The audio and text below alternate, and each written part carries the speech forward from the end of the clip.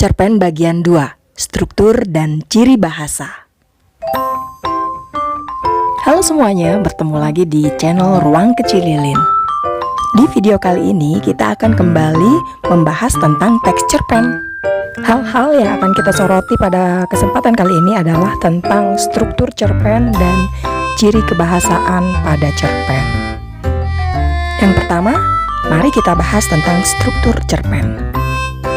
Seperti teks pada umumnya, cerpen juga memiliki struktur tersendiri yang membedakannya dengan jenis teks yang lain. Mari kita lihat seperti apa struktur teks cerpen itu. Bagian struktur yang pertama adalah orientasi. Di bagian ini berisi pengenalan tokoh, latar, ataupun unsur-unsur cerita lain. Kedua, komplikasi.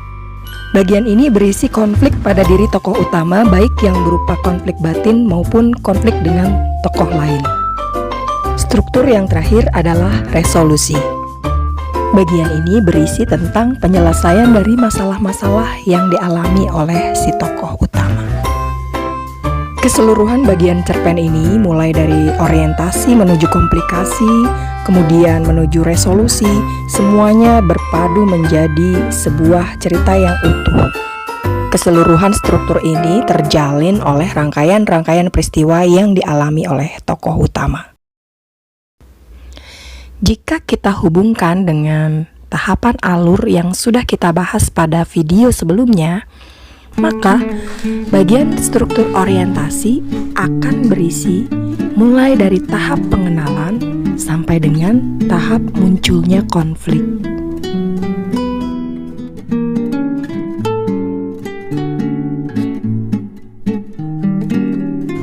Sementara tahapan alur untuk bagian struktur komplikasi dimulai dari tahap konflik mulai naik sampai dengan pada tahap puncak konflik.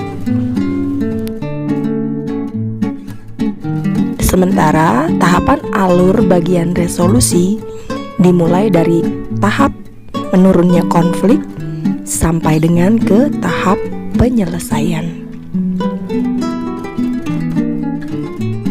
Nah, itu tadi pembahasan tentang struktur teks cerpen. Selanjutnya, kita akan membahas tentang ciri kebahasaan teks cerpen. Baik, kita akan mulai dari ciri kebahasaan teks cerpen yang pertama, yaitu adanya penggunaan bahasa sehari-hari. Teks cerpen biasanya menggunakan bahasa sehari-hari. Hal ini sesuai dengan topik-topik cerpen yang lebih banyak bercerita tentang persoalan sehari-hari. Misalnya bercerita tentang kekecewaan, kecemburuan, perselisihan antar teman, asmara, dan sebagainya. Berikutnya, ciri kebahasaan yang kedua, yaitu adanya penggunaan kalimat bermakna lampau.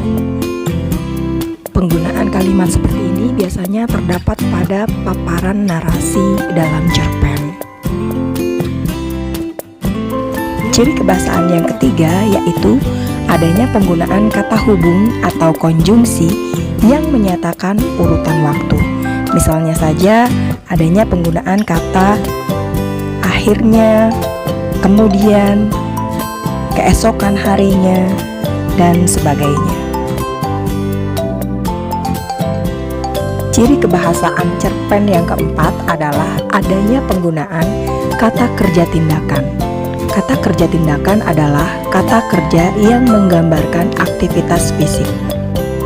Contoh kata kerja tindakan misalnya berjalan, mengambil, mengajak, menjawab, makan, minum, dan sebagainya.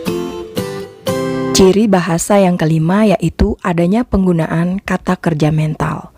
Kebalikan dari kata kerja tindakan, kata kerja mental adalah kata kerja yang menggambarkan pikiran atau perasaan tokoh. Misalnya saja penggunaan kata memutuskan, melupakan, percaya, dan sebagainya.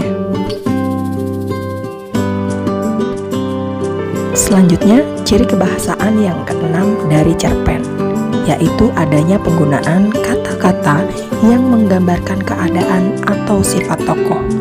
Misalnya saja dengan penggunaan kata marah, bersabar, sedang bersedih, penakut, dan lain sebagainya. Ciri kebahasaan yang ketujuh adalah adanya penggunaan kalimat langsung di dalam dialog antar tokoh. Kalimat langsung menandakan kalimat yang diucapkan oleh tokoh, ditandai dengan tanda petik yang mengapit kalimat tersebut. Dan ciri bahasa yang terakhir adalah penggunaan kalimat tidak langsung yang digunakan dalam narasi cerpen. Nah, itu tadi beberapa ciri bahasa yang biasanya terdapat dalam sebuah cerpen. Dengan demikian, berakhir sudah pembahasan kita tentang cerpen di video kali ini. Terima kasih sudah menonton sampai akhir ya. Sampai jumpa.